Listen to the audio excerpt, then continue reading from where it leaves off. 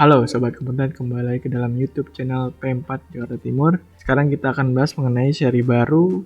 Kita akan bahas mengenai framework CSS, yaitu Tailwind CSS. Halo Sobat Kompeten, kita lanjutkan lagi pembahasan mengenai Tailwind CSS. Sekarang kita akan masuk ke dalam materinya, yaitu mengenai spacing. Kita masuk lagi ke dalam website tailwindcss.com. Nah, di sini kita masuk ke dalam bagian docs, masuk bagian dokumentasi. Di bagian sebelah kiri, kita dapat melihat dokumentasi dari utility-utility yang ada di tailwindcss.com. Banyak sekali dokumentasi dari utility-nya, tapi kita akan fokus pada saat ini ke dalam spacing. Nah, di bagian spacing, kita akan masuk dulu pertama ke bagian margin. Setelah kita masuk ke bagian margin itu adalah area yang ada di sekitar elemen kita. Oh ya, jadi pada kesempatan kali ini saya akan menjelaskan cara membaca dokumentasinya dan cara penggunaannya secara sederhana. Karena harusnya Sobat Kompeten sudah tahu bagaimana cara penggunaannya kalau misalkan sudah menggunakan CSS biasa.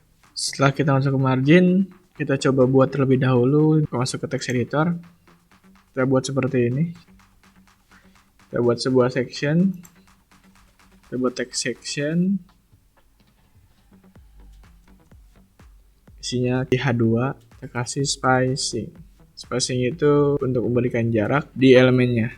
Entah itu jarak di luar elemen yang namanya margin atau jarak dalam elemen yang namanya padding.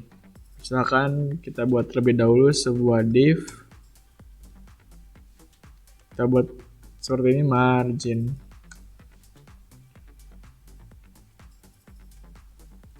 Kita save, kita klik kanan, kita show preview. Di bagian H1 ini kita hapus terlebih dahulu. Seperti ini. Nah, karena semua sudah dikasih pre-flag oleh CSS-nya, jadi tampilannya hanya seperti ini. Nanti kita akan style sedikit demi sedikit agar terlihat lebih rapi. Oke, kita masuk lagi ke dalam website. Kita bisa tulis huruf M seperti ini. Kita kasih dash atau minus, lalu sebuah angka. Nah, untuk M ini, M saja itu untuk memberikan margin di setiap sisinya. Nah, untuk kalau misalnya kita kasih MX seperti ini, berarti kita akan kasih margin untuk sumbu X. Nah, yang artinya untuk sumbu X itu horizontal, yaitu kiri dan kanan. Kalau misalkan kita kasih MY, itu untuk sumbu vertikal, yaitu atas dan bawah. Nah, kalau misalkan kita kasih satu-satu, kita bisa tulis aja arahnya kemana. Ada top, right, bottom, left. Ada MT, MR, MB, ML.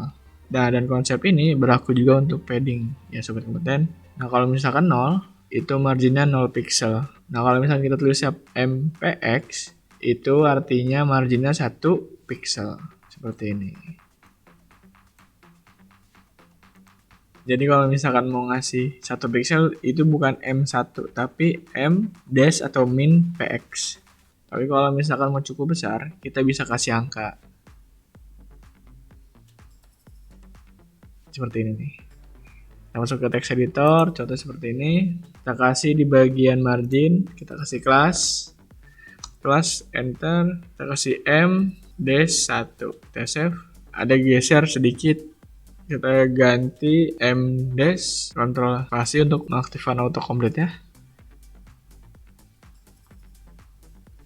Ganti M dash 4. Atau kalau misalnya kita mau coba lihat boxnya, kita kasih terlebih dahulu semua elemennya, yaitu border warna merah.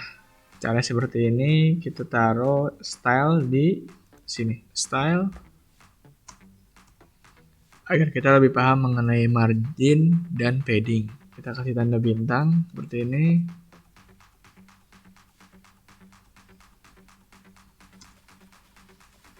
Semua elemen CSS, kita kasih border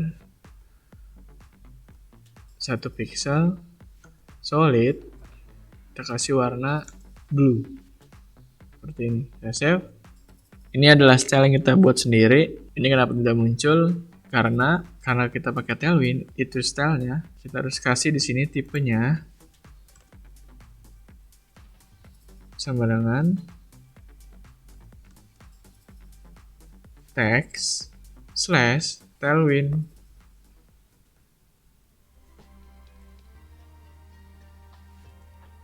Tambahkan Tailwind CSS.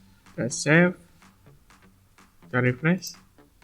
Nah, dia akan jalan. Nah, nanti kita juga bisa masukkan direktifnya Tailwind. Tapi ini hanya akan kita gunakan untuk menambahkan ini saja. Sekarang ini ada marginnya atas, kanan, bawah, kiri.